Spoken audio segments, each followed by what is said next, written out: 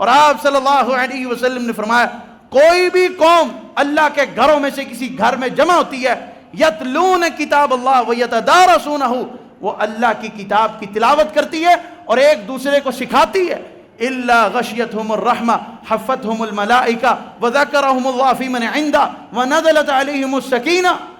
تو اللہ سبحانہ و تعالیٰ کی طرف سے ان پر سکون اترتا ہے، اللہ کی رحمت ان کو ڈھانپ لیتی ہے، اللہ کے فرشتے اس مجلس کو اپنے گھیرے میں لے لیتے ہیں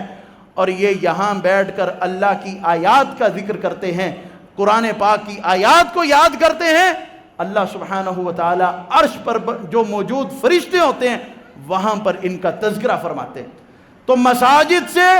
علم پھیلنا چاہیے، آپ مساجد میں حلقات قائم کریں، قرآن کو سمجھنے کی، قرآن کی تلاوت کی درستگی کی، اسی طرح قرآن کے معانی اور مفہوم کے، تفسیر قرآن کے یہ حلقات آپ کی مسجدوں میں ہونے چاہیے، اور آپ روزانہ ایک آیت یا 2 آیت آپ کی مسجد میں یہ ضرور درس ہونا چاہیے تاکہ آپ کا قرآن کے ساتھ تعلق مضبوط ہو۔